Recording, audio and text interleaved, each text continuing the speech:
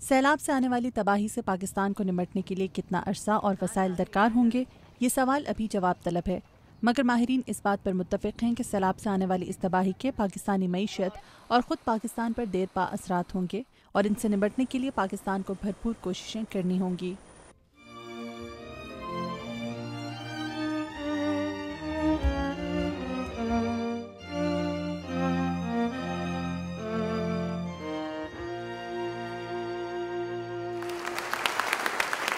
سیلاب کے باعث مشکلات میں گھری پاکستانی قوم سے اظہار یکجہتی اور سیلاب زدگان کی مدد کے حوالے سے گزشتہ دنوں واشنگٹن میں پاکستانی سفارت خانے کی جانب سے ایک امدادی عشائیے کا انعقاد کیا گیا۔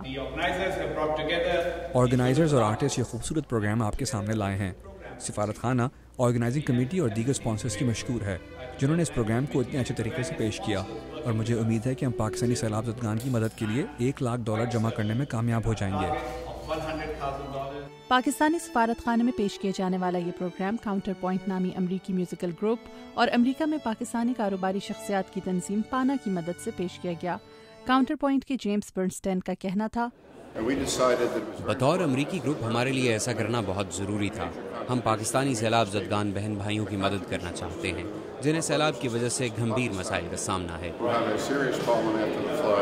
امریکہ میں پاکستانی نژاد امریکی کاروباری شخصیات کی تنظیم پانا کے محمد صدیق نے فنڈ ریزر کی کامیابی پر خوشی کا اظہار کیا۔ آج تقریباً 150 لوگ یہاں پر تھے اور بہت ہی یہ اچھا ایونٹ ہوا ہے۔ پاکستانی سفارت خانے کی ممتاز بلوچ کا کہنا تھا کہ سفارت خانے میں کیا جانے والا یہ فنڈ ریزر سفارت خانے کی جانب سے پاکستانی عوام کی مدد کی ایک اور کڑی ہے۔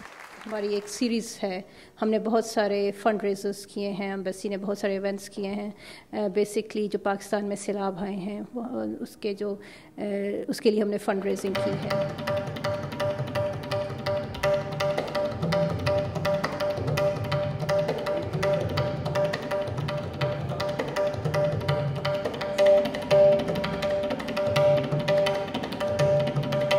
پاکستان ایمبیسی کی جانب سے اس فنڈ ریزر کے انعقاد کا مقصد پاکستان کے سیلاب زدگانوں کی مدد کرنے کے ساتھ ساتھ اس کار خیر میں بڑھ چڑھ کر حصہ لینا ہے۔